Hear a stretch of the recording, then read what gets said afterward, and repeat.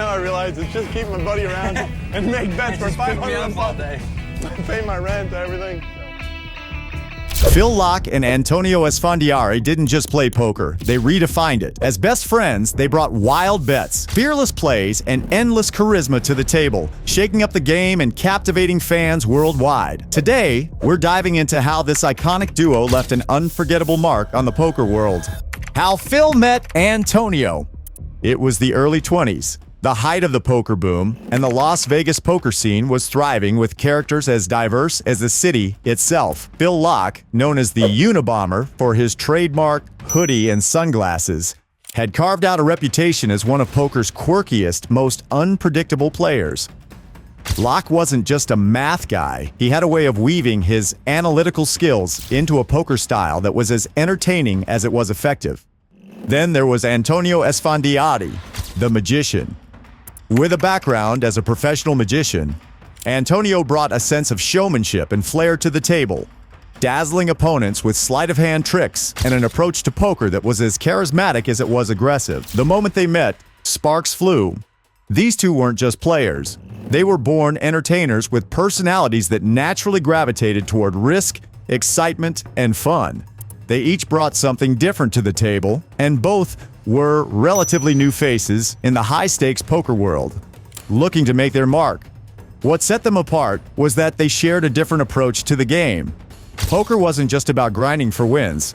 It was about the thrill, the excitement, and, most importantly, having a good time. Their personalities clicked instantly, and in no time, they were inseparable, both at and away from the poker table. Their connection was more than just a friendship. It was a genuine partnership that would soon become a driving force in poker. Phil and Antonio were rarely seen apart, and they would often be spotted playing at the same tables, joking around, challenging each other, and creating an atmosphere that was magnetic to those around them. Their friendship quickly became one of the defining bonds in poker, not only because they enjoyed each other's company, but because they played with the same spirit of adventure and camaraderie that drew fans in. In an era when poker was often portrayed as intense and high stakes, they brought a lightness and sense of humor to the game, showing that you could be competitive without sacrificing the fun. The energy and chemistry between them added an extra layer of excitement to the tables they played at, setting them apart as a duo that was impossible to ignore. Enjoying the video so far? Make sure to subscribe and ring that bell. Early struggles to make it in poker. Before Phil Locke and Antonio Esfandiari became the charismatic household names we know today, they both faced the uphill battle that every poker player encounters on the road to success. Both came into poker with unconventional backgrounds, Antonio with his skills as a magician, and Phil with his math-heavy, outside-the-box mindset. But neither was instantly successful. They had to grind and develop their skills in the face of significant challenges. Antonio's background as a magician gave him a unique advantage in poker, honing his ability to read people, a critical skill in high-stakes games. But in those early days, he was still learning the ropes of professional poker, finding it difficult to translate his magic skills into consistent poker success. He would often face players with years of experience in cash games and tournaments, and those early losses were humbling. As he refined his game, he learned how to handle the long hours and the mental stamina required to stay sharp through tournaments. But those lessons came with tough losses and financial setbacks. Phil Locke, known for his eccentric personality and hoodie-clad Unabomber persona, was equally unconventional in his poker approach. His mathematical and analytical skills allowed him to see poker through a unique lens, but early on, he struggled to find consistency. Poker's inherent variance brought brutal swings. Big wins would be followed by losses that left him questioning his strategy. His approach was experimental, and while that sometimes paid off, it also meant learning through trial and error. The mental game of poker, the patience and emotional resilience, took time to develop, and it wasn't long before he and Antonio both felt the grind of trying to make it in an unforgiving field. Through the brutal ups and downs, they developed resilience and sharpened their skills, growing together into more disciplined and formidable players. This persistence paid off as they slowly gained recognition in the poker scene. Not just as two skilled players, but as a unique duo, bringing their energy and friendship to every tournament. Their path wasn't easy, but these early struggles forged their partnership and set the stage for the success and fame that would soon follow. I Bet You, a new kind of poker show. Phil Locke and Antonio Esfandiari's knack for outrageous bets and pranks led to the creation of I Bet You, a reality TV series that would broadcast their antics to a much wider audience than just the poker tables. Their chemistry and competitive energy fueled the show's premise. Two best friends betting each other on absurd, hilarious challenges that often had nothing to do with poker itself. It wasn't just about who could play cards better. It was about who could handle the most spice, the craziest physical challenges, or the most embarrassing dares, all while keeping a straight face and racking up wild bets. Each episode took viewers into new territory, such as competitive dune, buggy races, and surf competitions. The challenges were unexpected and fresh, often featuring locals or passers-by who were caught up in the bets, adding to the chaos and spontaneity. With Phil's goofy, unpredictable personality and Antonio's slick charisma, they created an on-screen dynamic that felt both real and effortlessly entertaining. Viewers quickly learned that these two weren't just poker pros. They were two friends who loved pushing each other's limits and laughing every step of the way. The show became a cult hit, offering something that hadn't really been seen in poker media before: a blend of comedy, competition, and friendship that was unfiltered and genuine. I Bet You opened the door for a new kind of poker content, where pros weren't just shown at the table, but outside it, engaging with the world in relatable, laugh-out-loud ways.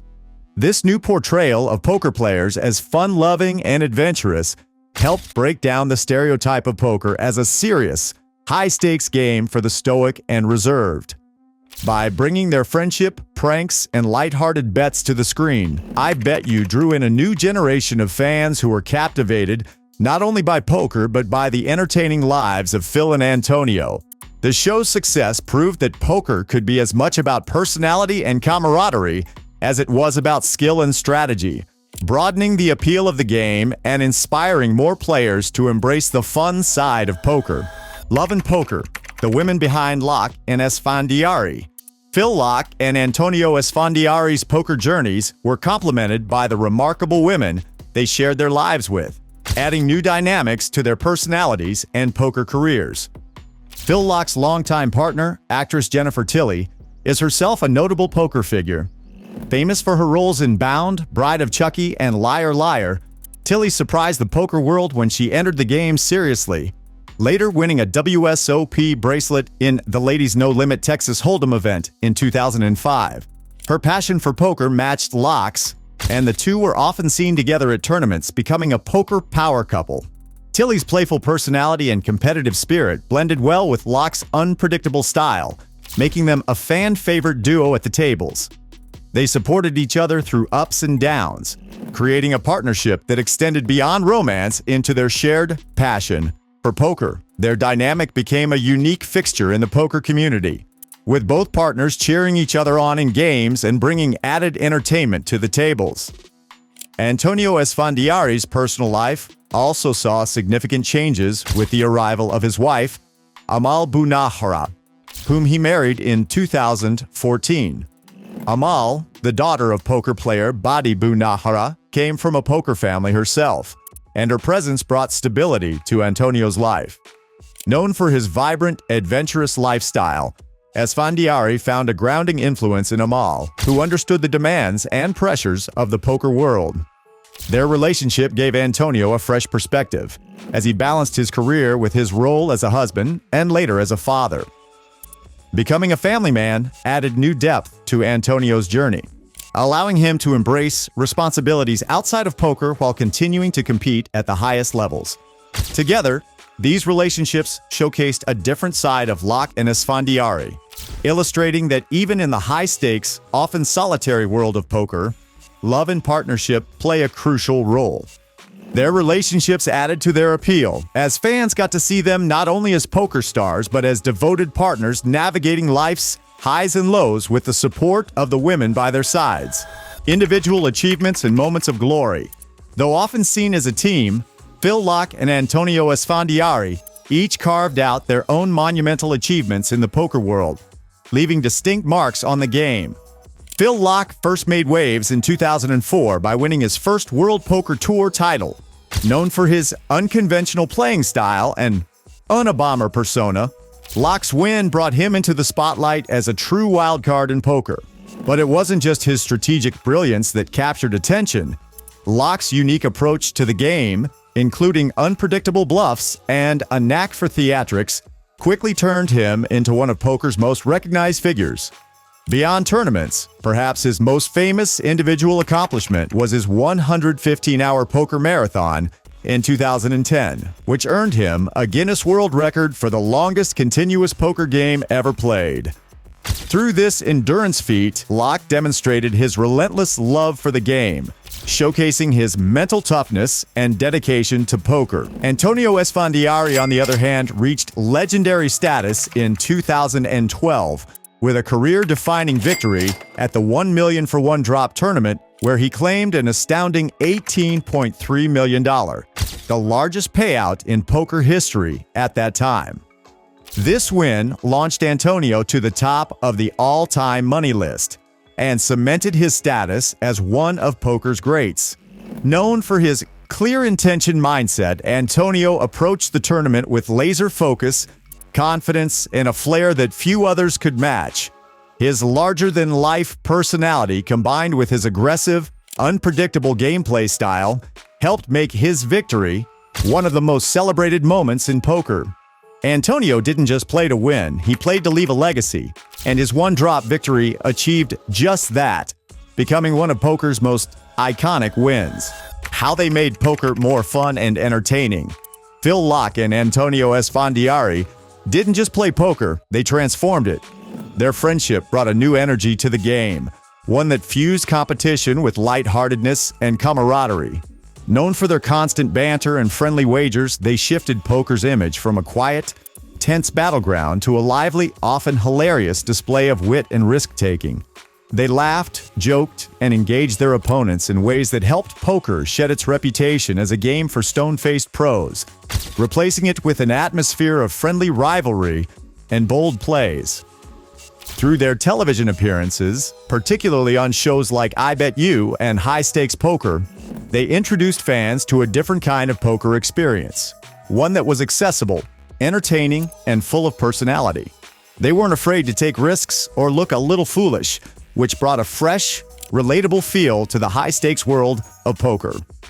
Off-screen, their social media presence and interviews continued to highlight their sense of humor, fearless spirit, and genuine love for the game, drawing in fans who might have been intimidated by the traditional portrayal of poker. Laak and Esfandiari made poker enjoyable to watch, not just because of their skill, but because of the joy and enthusiasm they brought to each hand. Fans tuned in to see the unexpected, and they succeeded in making poker less intimidating and more welcoming to a new generation of players.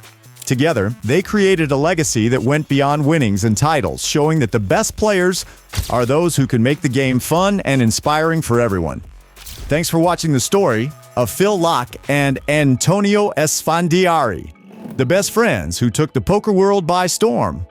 If you enjoyed learning about this iconic duo, don't forget to like and subscribe for more legendary poker stories.